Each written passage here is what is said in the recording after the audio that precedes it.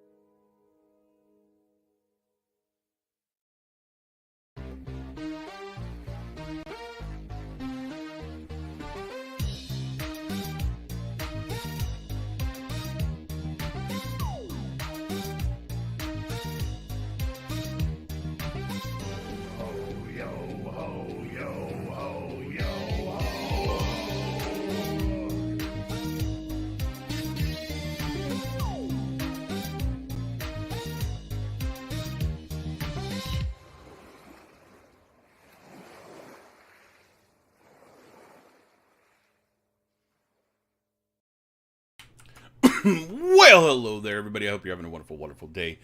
It is me, the Pirate King, here again for another Friday with Patriot TV, where we hop into some political discussions. We talk a little bit of politics. We talk a little bit of history. We have discussions. Oh, yeah! Thank you for the sparks. You are amazing. Out, hurry up, you better take a guess. All the sparks coming in already. You guys are awesome. I apologize for my tardiness tonight because my family's in town. We're having some family stuff this weekend during this weekend. So tomorrow's stream will still be happening. D&D should still happen on Sunday. So those will still be going. Yeah. So I went to go have dinner with my grandfather. He's in town. And the restaurant we went to, the service was super slow. But the food was delicious, so I can't complain too much. I know, Kirsch. I know. So I don't know if like any of y'all have been paying attention. The Democratic running for presidency, the people that are running for nomination of the Democratic Party. Hang out, hurry up, you better take a guess. Thank you for the sparks. Have been starting. Hang out, hurry up, you better take a guess. Thank you for the sparks. They've been starting their movements and their interviews and their town halls. No, I can't talk. They've been starting to do all that stuff. Thank you for the host, Mimi. Your booty is mine. They've just had a couple town halls. Bernie Sanders went on to Fox, and then most of the other people, along with Bernie Sanders, went on to CNN's town hall and had basically an open forum. Thank you for the host, Kirsch. Your booty is mine. No idea why the alerts aren't going off, but that's okay. So I kind of wanted to look over what happened in those town halls, kind of go over some of the issues that they brought up, because I think for the American people to understand the issues, to understand what's going on, and kind of gain an opinion on those issues before the actual elections come around next year, whether they be the Democratic primary or the presidential election next year. For me personally, I'm a big issues person. I like to look at issues. The candidates don't matter as much as their stance on certain issues, and because I think that's more important to the people. So CNN's town hall, I watched some of it. I watched I'd say about 2.5 hours of it. I got to actually watch Elizabeth Warren and Bernie and Kamala Harris talk. I kind of wish I would have been able to see some of the other not well known candidates, because just getting to know their positions on things makes it easier to talk about them. And I think it was very eye-opening for certain things. I don't know if any of y'all were paying attention. I pay attention more to this stuff. I've always been really intrigued by it. I paid attention all through 2000, and I paid attention since 2000. I've been paying attention to politics. I've been really looking into issues, and we're really looking at candidates for who I feel is making the right choices, and to make more of an educated guess on who I'd like to represent me in any office, whether it be on the state level, on local level, or on the national level. But I think a lot of what was talked about at the CNN town hall kind of has a lot to do with certain things of what they can and can't do, and what should be done and shouldn't be done, basically based on the Constitution, based on other other aspects of the way the government runs and everything like that. And last week we talked about freedom of speech. The freedom of speech is one that I hold really close to my heart. I think the First Amendment is it's first because it's one of the most important. It's one of the most important things. Sorry. So let's dive into what kind of went on last week at the. No, they do, Kirsch. And that's what we talked about last week. We were discussing the differences between the way a private company, say like Mixer, can handle speech, because they kind of take responsibility of what goes on their platform, whether it's between the streamers themselves, the chat that's going on. They don't take full responsibility for you and I as partners, but we represent them, and we're basically told, act in a proper manner or you can lose your partnership, because that's how they want to be presented. They want to be presented on a lighter side. So we kind of went over oddness of what the internet's doing to speech. And Hasseris and I talked about Twitter, because Twitter right now, Twitter and Facebook are like two of the main things that we use to communicate. We use them to communicate ideas. We use it to expand upon our friendships and upon our personal networks and stuff like that. So Twitter and Facebook have become interesting cases, especially for somebody like myself, who is a more of a the government should keep their hands off things kind of person. It's hard to say with Twitter and Facebook because they are kind of public forums, the same way that the town square used to be back in the day, or public parks would be for demonstrations and stuff like that. They've become those same places because so many people are on them. For me personally, I think Twitter, because they aren't liable for what's said on their platform, and they don't want liability for what's said on their platform, because there's a lot of stuff said on their platform that they don't want to be held accountable for. They kind of have to let freedom of speech happen. If they want to take responsibility for what's said on, then I kind of have no problem with them, regulating what's being said on there. Like I said with Mixer, I have no problem with what Mixer's TOS, because they have a terms of service, because they've laid down guidelines and said, look, this will get you banned off of here. Using derogatory terms will get you banned off here, because they've kind of taken responsibility for what happens on their platform, whereas Twitter for years was just letting everything go. So it's interesting, because our laws haven't caught up with technology yet, and our technology is accelerating at such a great rate that it's going to be harder and harder for laws to keep up with it. So we went into that last week. So from what I've seen of the CNN town hall, I feel like Bernie Sanders got the brunt of attacks on from the questions.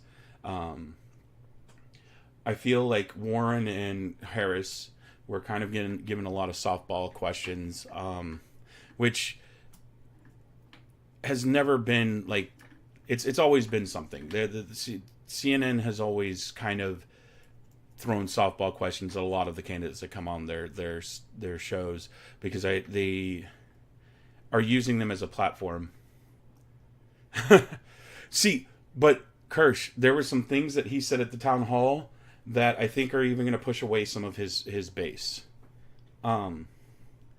his group of people that are following him, because we'll go over that, because it's definitely a 14th Amendment issue that I have a semi-strong stance on.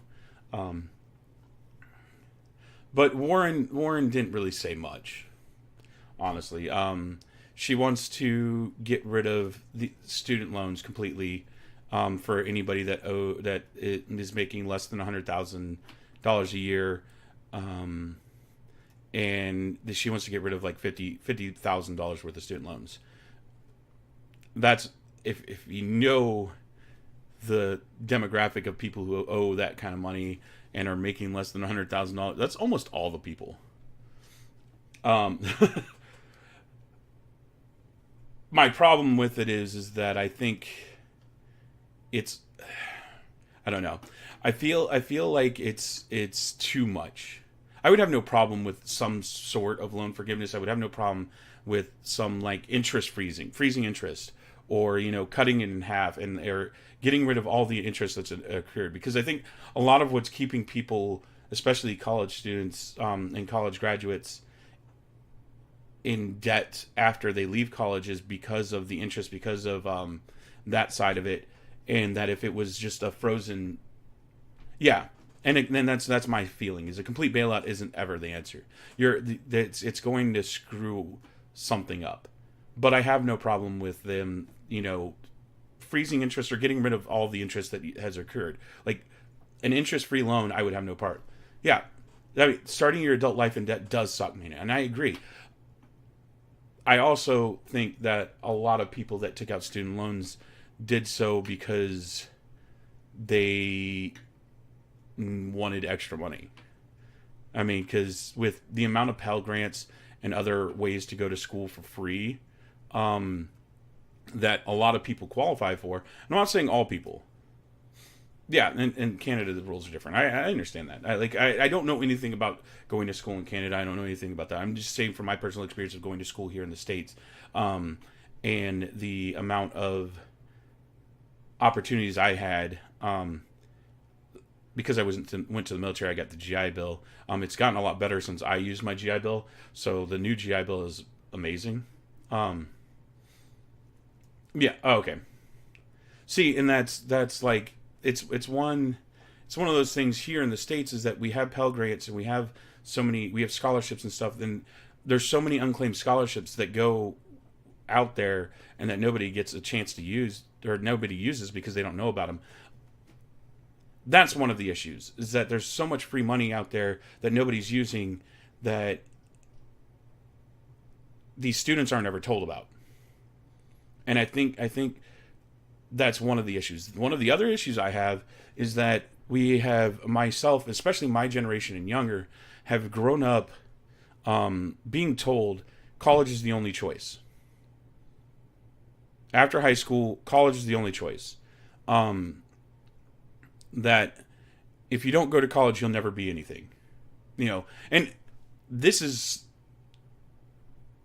hard to take as as somebody in high school, saying that the only way you're going to make it in the world is if you go to college.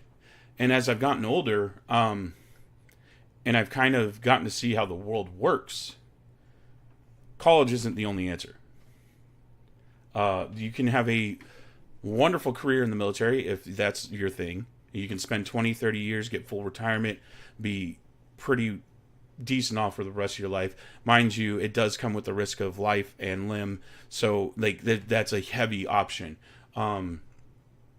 Secondly, you can go and get a trade, go to trade school.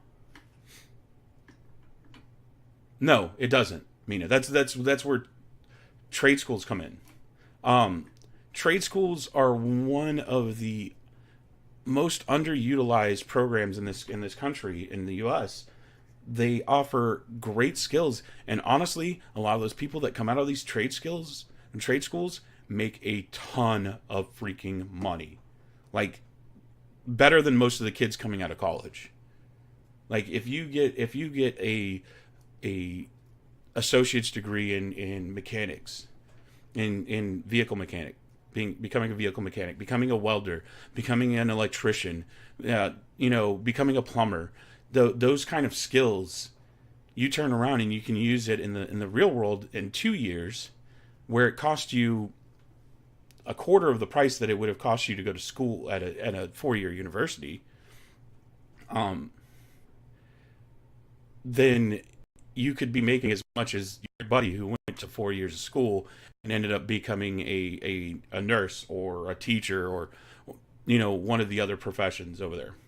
Yeah, carpenter's another one. You can make livable money off of just a trade that you learn from a trade school. And honestly, there's some professions, like my brother was looking at becoming an electrician. Sorry. And to get certified as an electrician, like, he didn't really even have to go to a trade school. He could have gone under an apprenticeship with this electrician. He was willing to do it. Yeah, and once you build up a good reputation, you're good to go. And he was going to go and be an apprentice under this electrician that was in our area, and he was going to go and do that. And once he did so long as an apprentice and making okay money, nothing like to write home about, he could go and apply for his certification. Yeah, and once you get that certification, once you have that certification that you're a licensed electrician, like, I know some of those guys that make 6 figures easy a year. That's more than a lot of college students coming out of college. Also, what is not offered to children, or I say children because they're children. High schoolers are children. They're never told about community colleges. They're never told, like, they're told, okay, once you go to this university, you have to know what you're going to do for the rest of your life. I'm freaking over 30 years old, and it's taken me a long time to figure out what I wanted to do with the rest of my life. So it's like, it's one of those things that we're telling 18-year-olds they need to know what they're going to do for the rest of their life at 18. And shoot, that's a little excessive. So you're telling these kids, go to this 4-year university, pick your major. This is what you're going to do for the rest of your life. You know, make sure that this is what you know what you're going to do. And then they're spending $10,000, $15,000, $20,000 a semester to go to school in a field that they don't know if they're going to actually enjoy for the rest of their life. You know, that's a lot. That's a freaking lot of money. That's a lot of hard work and effort. And I've been a big proponent of, if somebody wants to go to college, to go to a community college, take your basics, because every degree is going to need your basic English, your basic math, your basic, you know, history or in social studies, and a philosophy class and stuff like that. Like you there's a basic set of courses that you have to take for every degree out there. So go to community college, where it's going to cost you $1,000 a semester to take a full load, you know, and figure out where your strengths are and go from there. And even then, like again, I said I'm past my 30s, and I recently just figured out what I want to do with my rest of my life. So there's those options. Plus, there's nothing wrong with going and working in a factory, working your way up from you know, the floor all the way up, and, you know, becoming a manager, becoming a floor lead, you know, doing that. You can do that. There's nothing wrong with that. We need those kind of people still in this country. I mean, we haven't gone full automation yet. There's nothing wrong with, you know, when I was managing a gas station, the regional manager had worked his way up from just straight cashier, and it took him 10 years to get where he was at, you know, and he was making almost $100,000 a year, you know, like in 10 years went from a minimum wage job to a semi-successful job, you know, no college degree, and then you could still do it. You could still do it. There's always freaking options out there. And I think that we have put so much pressure on kids to go to college, to go and that's the only way that they're going to succeed in life. That's the only way that they're going to make a living. That's the only way that they're going to be respected by their peers. Like, you don't have to just go to college. You don't. There's plenty of successful people out there that don't have a college degree. There's some without a high school degree, but I would definitely say at least having a high school degree is kind of important. Just for the simple fact that but I mean, even then, like I said, there's some people that haven't finished, like they never got their high school degree. They didn't even get a GED, and they've made it, but that's, you know, few and far between. And mostly I say that because most jobs want you to at least have a high school degree or equivalent. So, like, for me, hearing about, and I won't deny, there's so many people across this country that have student loans. There's so many people that have not paid a penny of student loans since they got out of school, and, you know, you can't claim bankruptcy on student loans, so you can never get rid of that mark on your debt. So that hurts you for renting, that hurts you for credit, that hurts you for everything else in your life. And it can't even hurt you in jobs. Yeah. Like, it's one of the most pressing issues right now, and especially for my generation and lower. It's something that we all have to deal with. And like I said, part of the problem is because we've been pushing kids for the past 2 generations that the only way they're going to make it in life is by going to college. And we've made it to where colleges are getting so much government money that they bump up the prices of their school. And it's hard. It's hard to find a middle, but I think that if we can find a middle ground to the issue, we can fix it. Because there's not, like, one way or the other is not going to work. I don't think that going full out paying everybody's freaking student loans is going to help. I don't think that free university is going to help. As much as I would love to go to college for the rest of my life for free, believe me, because I love studying. Yes, Mina. Yes, they do. Public schools, public universities get money based on attendance.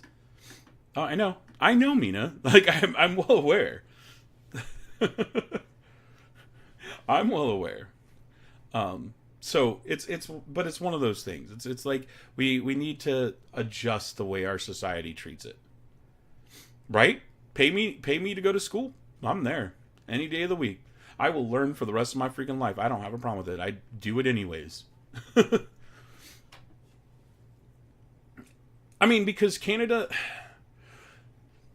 main difference is that they've been under the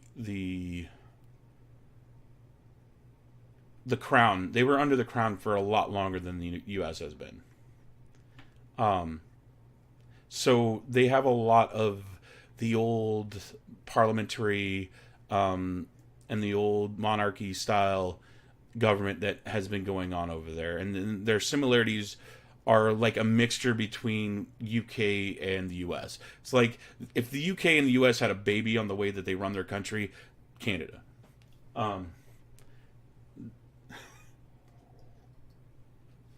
Yeah. So Warren was talking about this. That was her main thing. Oh yeah. Because even if it's affordable, it's still going to cost people money. That was Warren's big issue. We will talk about the call to impeach Trump, because it's really interesting to see the difference between the different candidates running for the Democratic Party, for me at least. And I'm kind of more on the side of Bernie on this one. And because Warren wants to impeach Trump over the Mueller report. Okay, there we go. The one thing I did like, other than his stance on impeachment, Bernie actually stated, because last time he ran for the DNC ticket, the last election.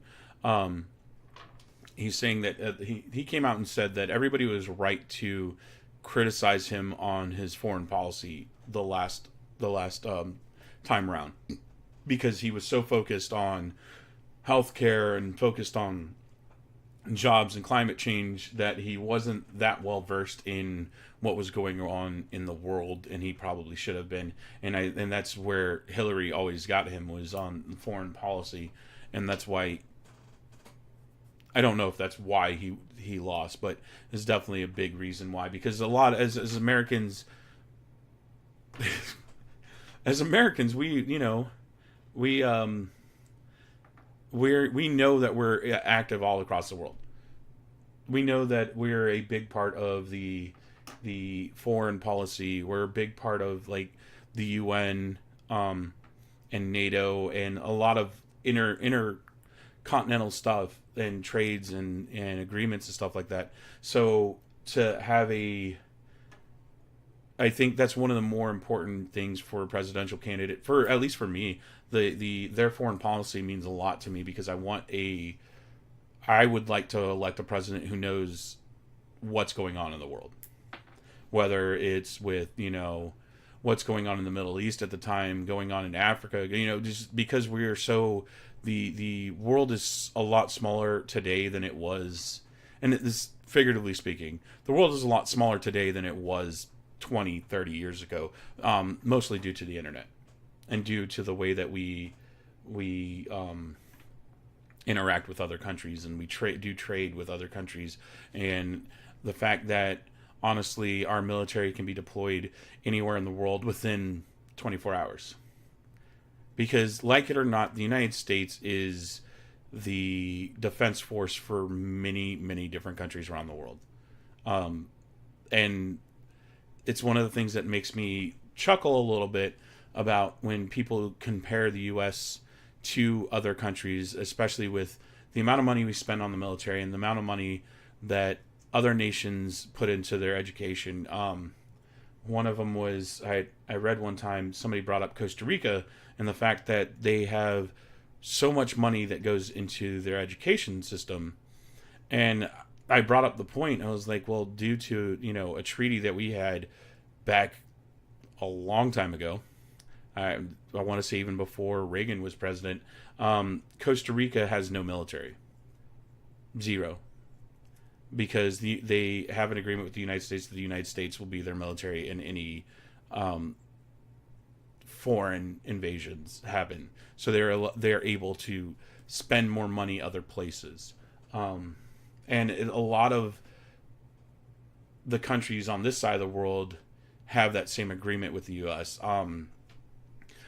It's a lot of the reason why, other than, Canada has I like the Canadian Armed Forces. I've ran into a lot of them. And the UK and Germany and a lot of these other countries that are, especially in NATO, they don't have to have as large of a military because the agreement with the United States is that we will be, the big dog to come help them out. So other than that, and we're going to look into more military spending later, because military spending is always a divisive topic, and it'll definitely be in the future of the campaigns going up to 2020 next year. So it's definitely going to pop back on my radar later, because I have very strong opinions on why we spend so much on military, and that's different of what I'm trying to focus on today. So we'll come back to that topic.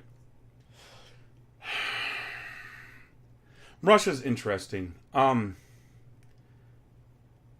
Russia has they have the ability to meddle in stuff all across the world, but they don't have the money to sustain anything for a long time. And that's one of the things that the U.S. will have on them for the foreseeable future, and it's the reason why they crumbled at the end of the Cold War, was because they just ran out of money, and the U.S. didn't.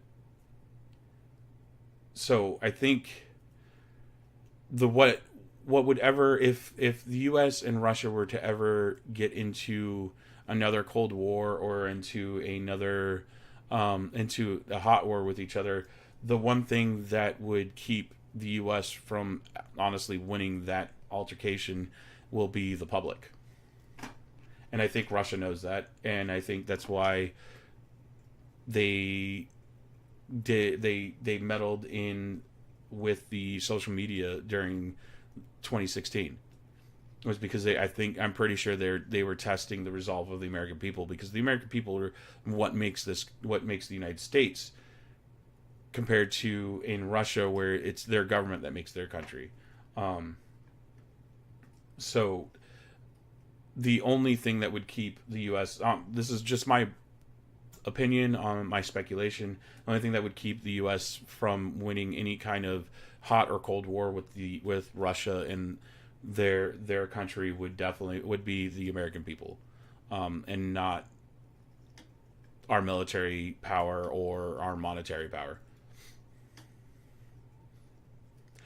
It's always interesting. Like when I was living over there in Germany, living over there and talking with some of the people, especially some of the Russian and Eastern European soldiers, like getting to talk to them, you kind of see that the U.S. is different from the rest of the world in a lot of different stances. Europe is starting to have the same dynamics, especially with the German people and the way that they move government and policy over there. They're getting a lot more on the American level of being able to dictate where things go. And Some of it is for the better, and some of it's for the worse. But that's part of the problem when you have a democracy, or you have, well, like we have here, a constitutional republic, is that not everything is going to be perfect. I wrote a paper to my political science professor about how a constitutional republic and a democracy are probably two of the worst forms of government, and at the same time the best forms of government. And a lot of that has to do with the fact that because our government moves so slowly in doing anything, it helps keep one side or the other from gaining overall resounding power. Because our House of Representatives, each representative only has a 2-year stint in office, and then they have to go get reelected for another 2-year stint. They can be switched out constantly, because our senators last for six years. They're a little bit slower, and because our president is a 4-year term, they're like the in between. So it's like the turnover rate of each office keeps one office from becoming too powerful, and one set of people from becoming too powerful, because the American people can turn around and say, okay, we don't like where this is going from this person. We don't like the policies they're pushing. We don't like, that they've done this. We can just vote them out of office in 2, 4, 6 years. So it makes the movement of government and policy a lot slower, but a lot safer for the people. Whereas the best government, and mind you, I'm saying the best overall government to ever have is a benevolent dictator. Because as a benevolent dictator, I'm not saying I'm going for a benevolent dictator. I'm not pushing for a totalitarian government, because it's never good. But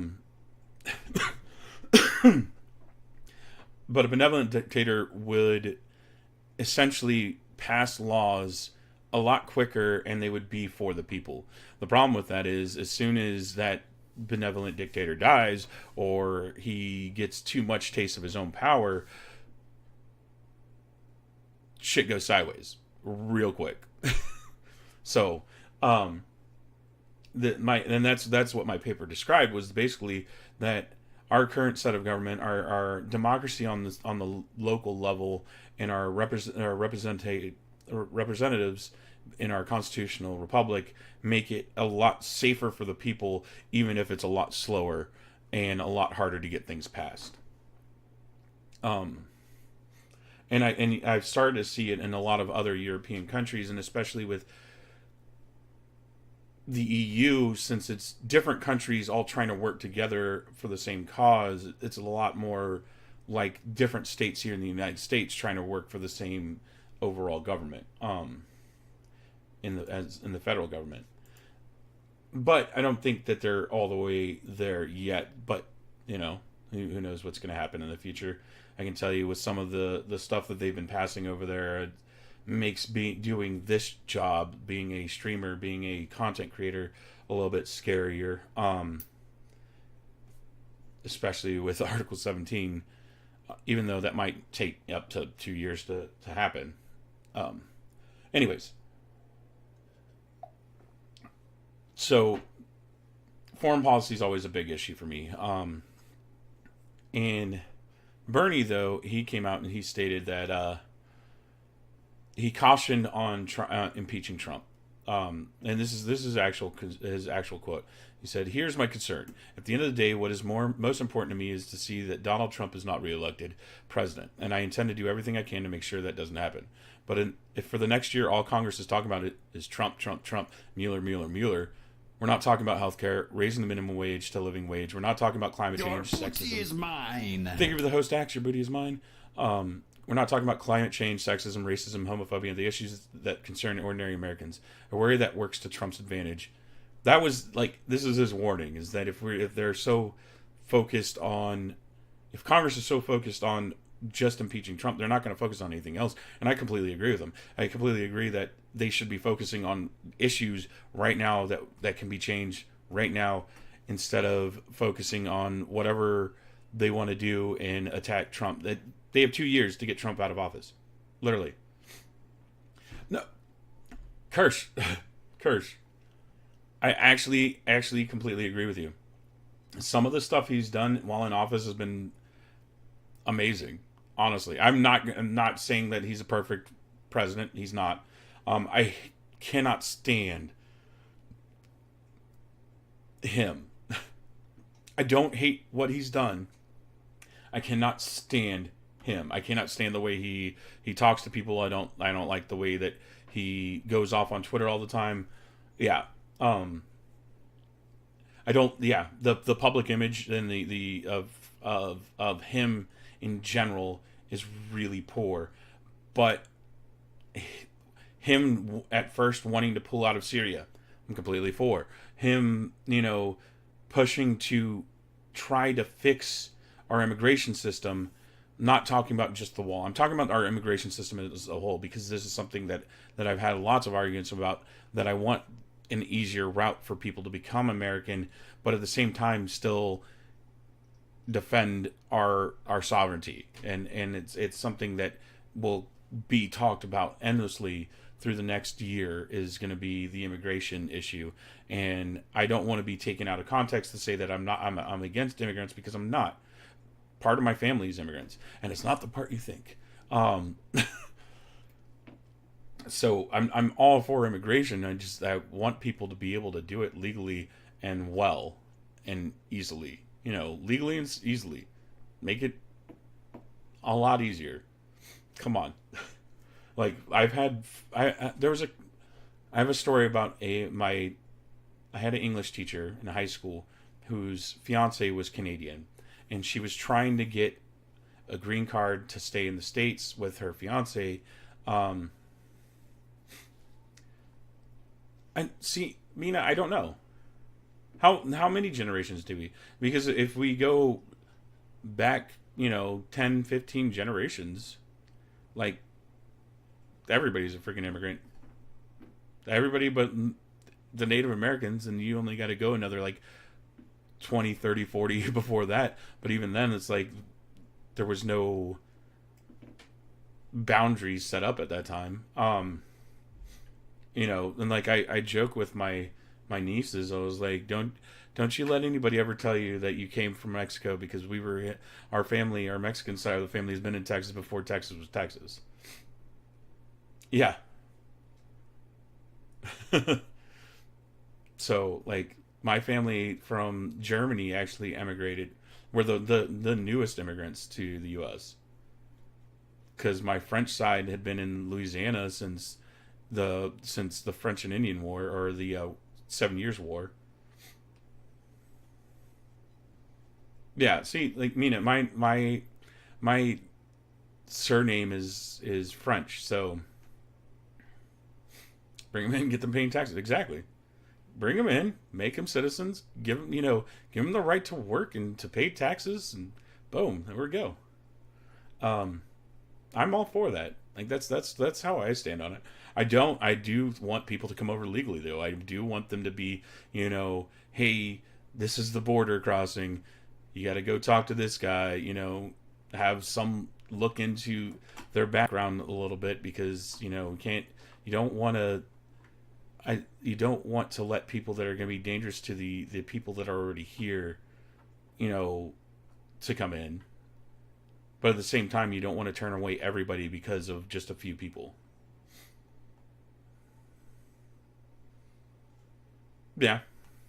I hate the term illegals. I hate that term. I hate all the other derogatory terms that come with the term. I don't like the disparity upon focusing on just the Hispanic people that come across here illegally. Because honestly, there's our illegal immigration problem is not just Hispanic. It's just because we share such a large border with Mexico, we see it more prevalent.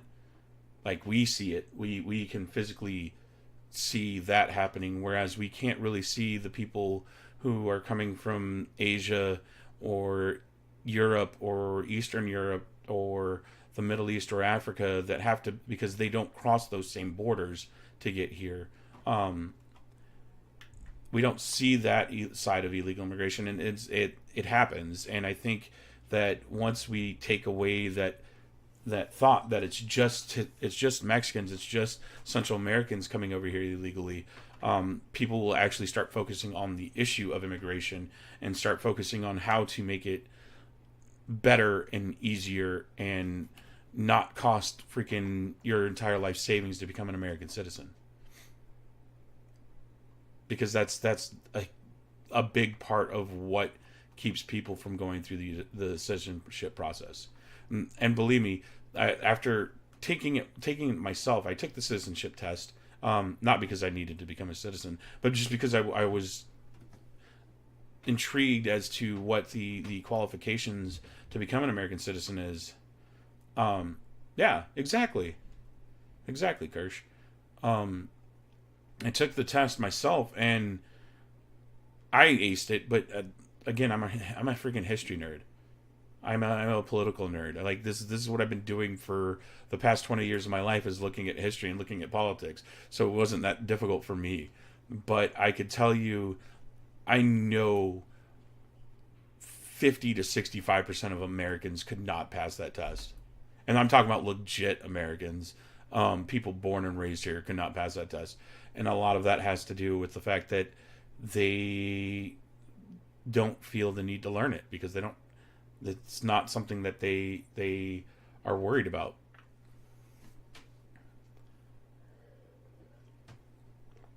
I mean, Mina, I would struggle with your test too, but I don't know Canadian history other than y'all have like 100 towns and lakes and mountains named after Queen Victoria. I know a little bit of the French history because that's my own history. Sorry. Yes. You just have to say, what you talking about? Maple syrup. Sorry. Where's my beaver hat? Right. That's how you pass the Canadian. I'm just kidding. But yeah. So like, for me, I want it.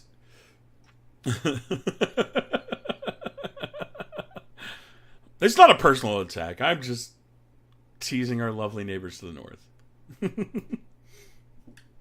All the above with poutine, right? Yeah, there we go. I win. I can become a Canadian citizen, right? So no, like I want them to fix fix it. That's what I want. I want a candidate who's going to fix it and stop talking about, one side or the other. Stop talking about illegals compared to legals. Stop talking about immigration. If you're not going to fix the damn problem, stop talking about it, please. Poutine is. I mean, because it's the fridge. Eat it while swimming in it. So now there was one thing that Bernie said that really has made a lot of people raise their eyebrows.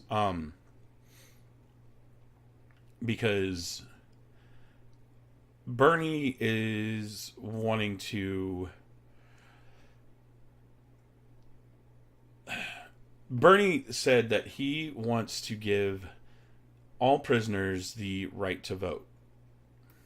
Let's get back to Pfizer's Electric, right? Bernie said that he wants to give all prisoners the right to vote. And then when he was asked, does that include people like the Boston Marathon bomber? Because, mind you, the Boston Marathon bomber was an American citizen.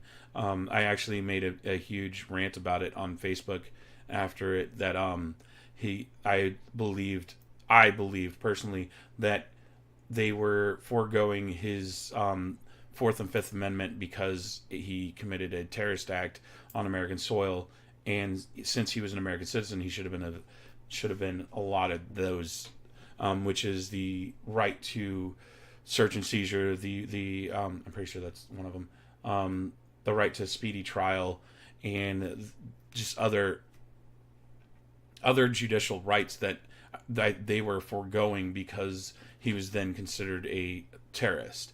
And it's something that I've been a huge opponent to for a long time, especially with the what's up, Rabbit? Especially with the Patriot Act and how I've viewed the Patriot Act to be a very dangerous piece of legislation, and that this individual, the Boston Marathon bomber, who killed and maimed many people who were just innocently there to spectate and to participate in a yearly thing. He still deserves to be treated as an American citizen and afforded the same rights that you and I would be given. But got like, oh whoa, that's not good, Rabbit. But he was asked, if that included the Boston Marathon bomber. And currently in the United States, especially since 1975, felons and inmates are restricted from voting in public elections based on what state they live in. Florida just recently repealed that felons who've served their time can now vote in public elections. A lot of other states have slowly pushed that way too. I'm a big proponent of, if you've done the crime, if you've done the time, if you've spent your time in jail, if you've done, whatever was demanded of you by the court for the crime that you committed, if you've finished that, let them have their freaking right to vote again. Like they're no less a citizen than you and I. Even if I'm a law-abiding citizen, this person committed a crime and spent 4 or 5 years in prison because he committed, a felony for whether it's, drug trafficking or, his third strike with marijuana. Once they've paid their time, once they've done the amount of their sentence, let them vote again. But I do have a strong stance that when you're in jail, like most of other rights that you are allotted outside of jail, you should not be able to vote while you're in jail. Because for me, prison is a punishment. Whether we agree in the way that the judicial system handles prison sentences, whether we agree or disagree on the rate of incarceration based on, social economic status or whatever, because I think a lot more rich people get off with a lot more heinous crimes than a poor individual does, and there's a lot of stats behind it that push that. While you're in jail, you're being punished, and you're being punished for something that you were found guilty by a group of your peers. Now, I understand some people are wrongfully imprisoned. Some people were, especially back in the day before DNA testing became a normal process thing, some people were put into jail for a crime that they were nowhere even linked to. And those kind of incidences, like, it sucks. And it really does suck. And I feel bad for those families that are affected by that kind of situation, because not only is the person that actually committed the crime still out there and has a chance to commit another crime, you have an innocent person sitting behind bars who did absolutely nothing and is being subjugated to a system that hardens people. Like, if you've ever met anybody that's came out of jail, if you've ever been in a jail, if you've ever been in a prison system at all, you understand that people, even, semi-okay people before come out a completely different person, because the way that the society in prisons happens makes it to where either you change or you become a hard person, and by hard person I mean, like, willing to do things that you normally wouldn't do, or you get eaten alive. So you're putting an innocent person who didn't deserve the punishment in there. But I'm getting off on a tangent. Anyways, people that are in jail and in prison, they're doing punishment and they have rights restricted. They have the rights to go home and sleep on their own bed, taken away. They have their right to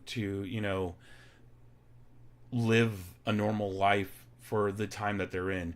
And I don't see voting as any different from any of the other rights that are stripped upon them when they go into jail or they go into prison. So I don't think that's while you're incarcerated. This is, again, personal opinion. I don't think while you're incarcerated in prison, you should have the right to vote. But I have no problem with forgiving and letting you have your right to vote when you get out.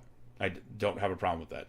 And I'm a big fan of reenfranchising those individuals who have done their time back into society, because I think that's the only way we can try and help them get better and become better people, especially, you know, if we don't want them to end up back in the system. And that's just one little thing. I'm not saying that, you know, giving them the right to vote after they get out is going to solve all of it.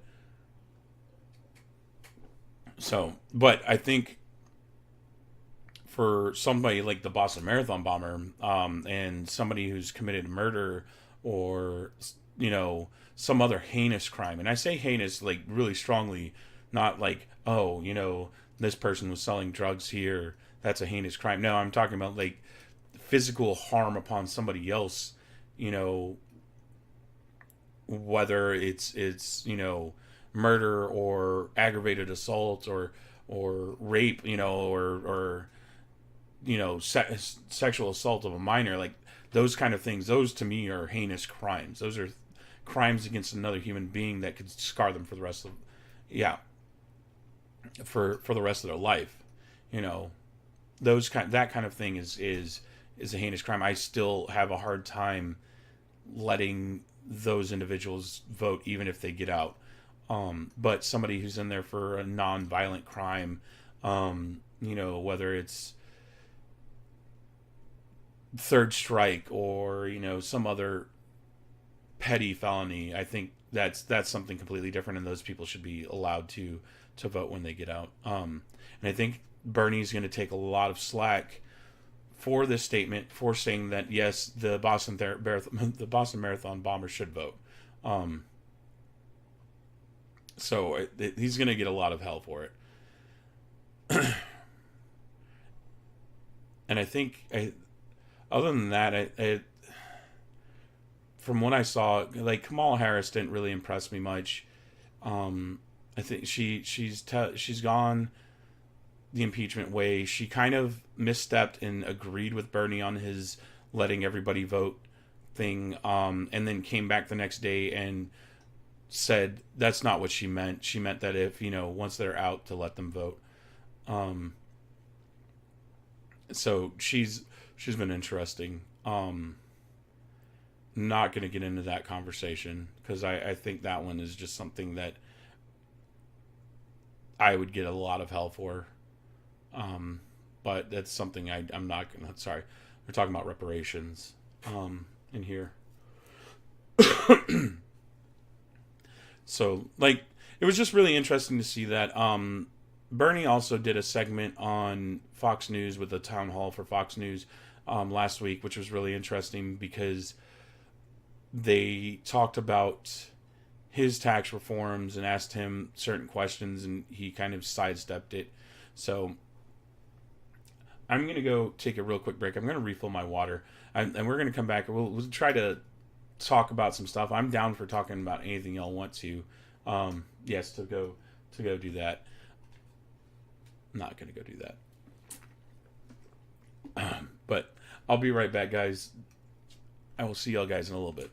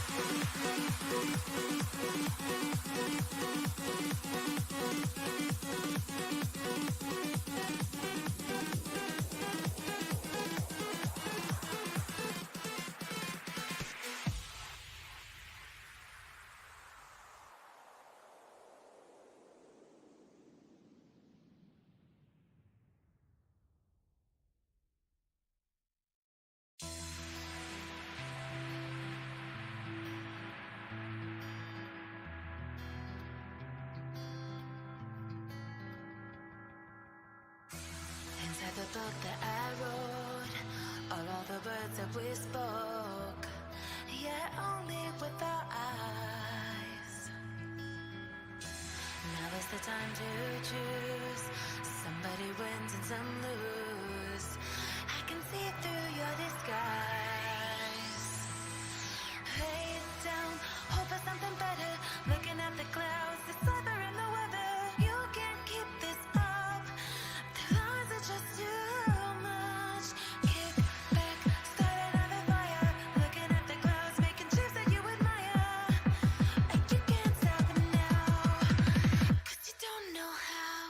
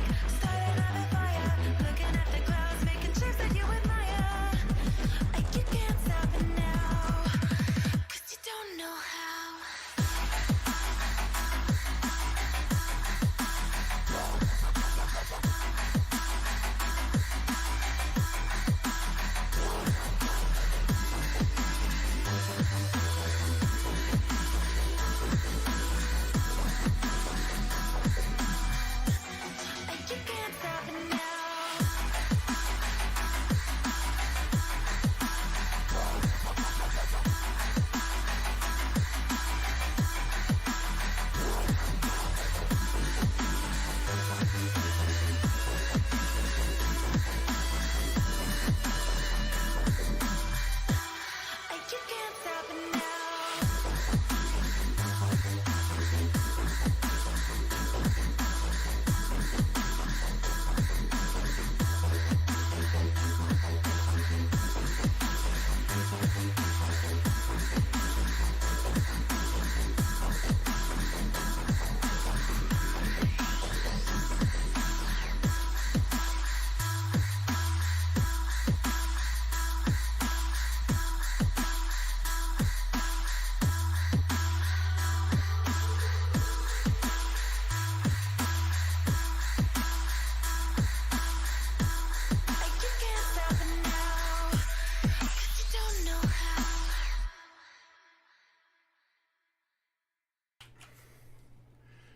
Well, thanks for hanging out, guys. It really does mean a lot. I've been really enjoying these. I've been really enjoying these. I enjoy talking about this stuff. I'm like I've said, I've been a history nerd and a political nerd for way too freaking long. Definitely something I've been very passionate about. And I've been really wanting to do something like this. But I've always been afraid to do something kind of just with the climate we live in. You know, People are so quick to attack you based on your beliefs instead of actually trying to hear you out. And I want to hear people out. I do. If we disagree on something, I would love to have talks with you guys about it. Eventually, I would love to have like a like an open call kind of system where I hop in my Discord and I drag people in, and we talk about stuff over, the one thing I fear about that is that, because our beliefs are a lot of us believe our beliefs are really close to our heart. We can take things too personally, and we can attack each other over it. And right, Kirsch, I agree with you right there. And it's so funny. I was seeing recently that everybody was complaining about not getting more in their tax refunds, and I'm just like, yeah, because you paid less taxes last year. If you look at your overall month or weekly, or paycheck to paycheck taxes, and compared to the year before, you paid less last year, so you're gonna get less money back for tax refunds. That I wouldn't doubt. The different brackets you can be in. Oh, I hate doing taxes. Like they're probably my least favorite thing to do that has to do with the government, other than using the VA. Mind you, the VA's gotten better, but it's still a nightmare.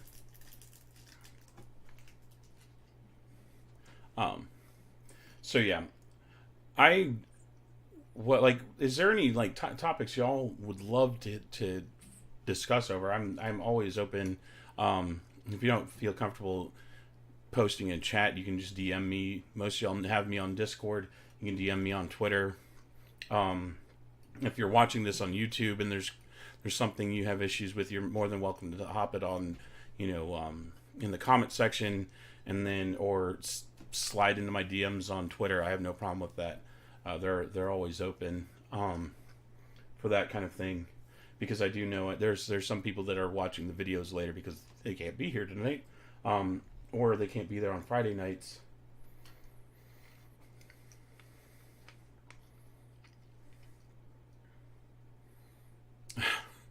I mean, that's one of the hottest topics right now, Kirsch.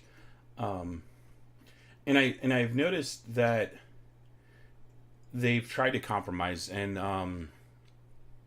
in the recent year, he's kind of tried to compromise on that. Instead of making like a legit brick and mortar wall, to doing a fence across the border, and that would delay. And I know everybody's gonna say walls don't work, fences don't work. They don't, but they do deter enough, or make the challenge of getting over or under it easier for those to respond to it. Mind you, the United States has so many miles of border with Mexico, with Canada. We have a lot of border, and it can't be patrolled at all times. So I'm like, I'm in one of those weird places. I can see the both sides of it. I can see that people don't want to spend a lot of money on something that they don't think is going to work, but I can also see the reasoning behind wanting to install a physical barrier instead of just an imaginary barrier that it is right now. In most places, mind you, places like Nuevo Laredo, or in El Paso, in Brownsville, Texas. These are places I've actually been to. In those places, they actually do have a big giant fence already, so that I don't think that would be, that's already in place. So they would just expand upon those. So I kind of understand the want for a physical barrier, and I can understand the not wanting to fork out a bunch of money when it can go to other programs that would help other people. But I think the only way we can deal with that issue soundly is to compromise over it, to either lower the, for both sides to come and sit down and be like, okay, look, we don't need a brick and mortar wall. but what if we install fencing and cameras that make it easier to monitor our borders, which would cost us half of what it would cost for, an actual physical, ice wall to keep, that they have in Westeros kind of thing. And I think that would be for both parties. And I always try to look at things from both sides. That's just the nature of who I am. Because I grew up in a very conservative family. My mom and dad have voted Republican since before I was born. Myself personally, compared to them, I'm a lot more liberal than they are. But I'm not all the way, Marxist either. I'm not even like socialist at all. So that's just me personally. But I try to look at it from both sides. I try to look at it and say, okay, I understand my parents' point of view, so it makes it easier to understand where they're coming from. And I understand the other side because a lot of my friends and the people I converse with constantly are more left leaning. So I for me personally, I try to take both sides. I try to look at them and see, is there a way to compromise on certain issues that would make both sides neither happy nor angry about it. I mean, the problem with compromise is that nobody is truly all the way happy. But I think at the same time, the only way we continue to fix things is by compromising, because we have so many different people. We have 300. What was the last census? I think we had 350 million people living in this country. That's a lot of friggin' people. And you can't make everybody happy, especially with that many friggin' people. Not everybody is going to come away, all peachy keen.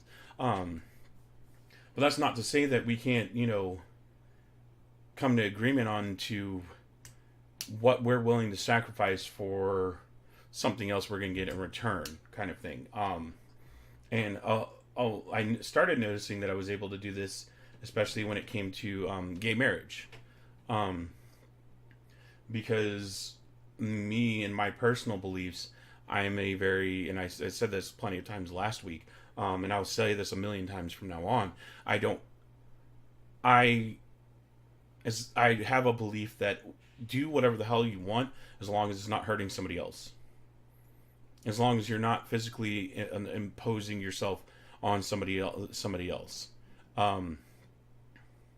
If two gay guys want to get married, why not? Why the hell not? Why shouldn't they be happy? Why shouldn't they be afforded the same rights as a heterosexual couple? Why shouldn't two lesbians be able to, adopt children? Why shouldn't they be able to go and visit each other in the hospital when they're, facing a life or death situation? Who am I to keep those people from living a life that I'm allotted to just because I like to look at women and have women in my bed? Like, there's no difference other than our preference in that sense. Why shouldn't they have that ability? So, like, when I was looking at that and I was trying to discuss it with my parents, and I know if my mom and dad watch this, they're gonna be like, "Why are you bringing us up? You're gonna make us sound like bad people." I don't think they're bad people. I think they're lovely individuals. They've never been, they really try not to hate anybody. Like, they're two of the most loving people I've ever met in my life. They've just always been they have a very strict Catholic view on life. So when it comes to marriage, which for a Catholic and a lot of Christians in general, and a lot of really religious individuals, marriage is a word that's only held for a certain group of people that follows in the teachings of their religion. So I sat down and I was talking with them, and I explained to them, because I don't believe that the government should have anything to do with marriage. I think that they should keep their friggin', keep to themselves and let people just be happy. That's just my view on the government and their role in the household. Then they can just collect their taxes from a married or an unmarried couple either way. It doesn't matter. So I've just never been a fan of the government handing out licenses to people to get married. And I used to ask my parents, and be like, hey, I what if we just changed it, and changed it all, and there was no marriage license you had to get anymore, but instead everybody had to get a civil union license, to basically get the ability to get the rights of what current married couples get right now, based on because they are, the laws would protect, okay, no problem. The laws would protect a married couple in the way that they would handle situations, whether, in court, you can't really have a spouse testify against another spouse, if they don't want to. It's one of those laws that protects a married couple. If a husband is in the ICU and is on his last limb, figuratively, that the wife could visit and make the decision on how to proceed if he's if he's not able to. And for a lot of homosexual couples, that right was not afforded to them. That right of not having to testify against their significant other was never afforded to them, because they weren't allowed to get married. They didn't have this little document from the government that stated that they were legally protected by the laws that are guaranteed through marriage. So I was just all for changing it all to just civil union. That way, the religious people and the people that hold their religion extremely close to their hearts would still have the sanctimony of marriage,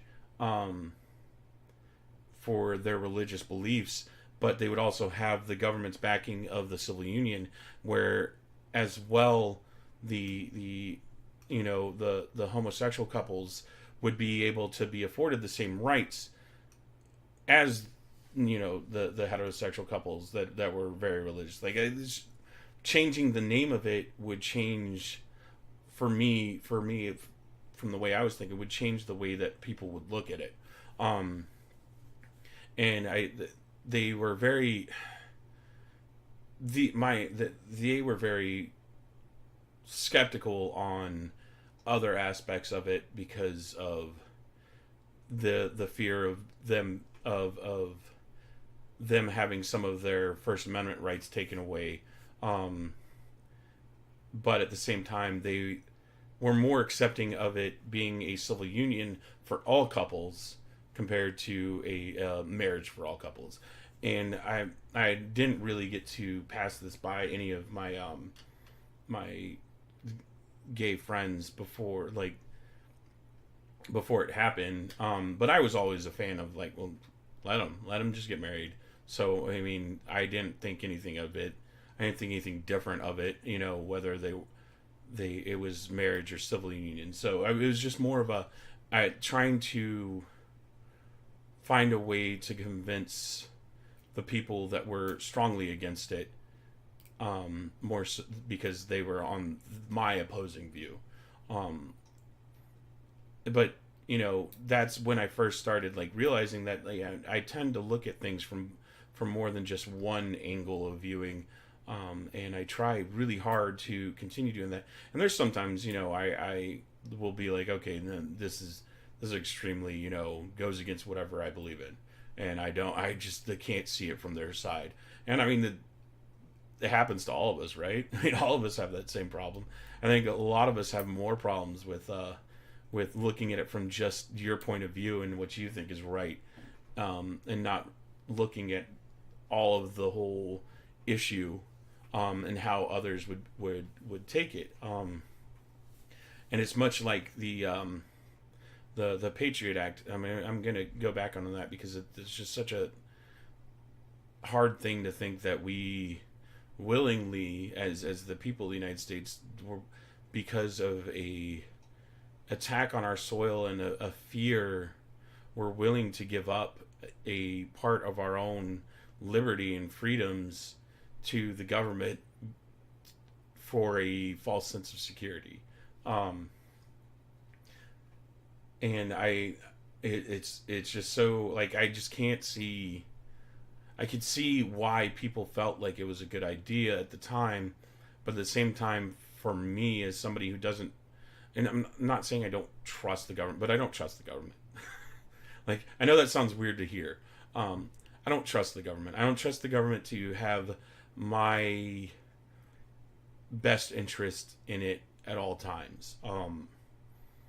And a lot of the pushback I got from people who supported the Patriot Act was well, if you don't have anything to hide, you shouldn't be worried. And thanks to Sparks. To me, that's just, that whole comment is asinine. Like, my privacy is my privacy, damn it.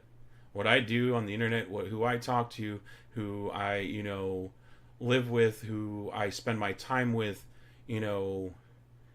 that's my privacy. That's me, and I don't want the government to be all up in my business. You don't want the government in your bedroom. I don't want the bedroom. I don't want the, I don't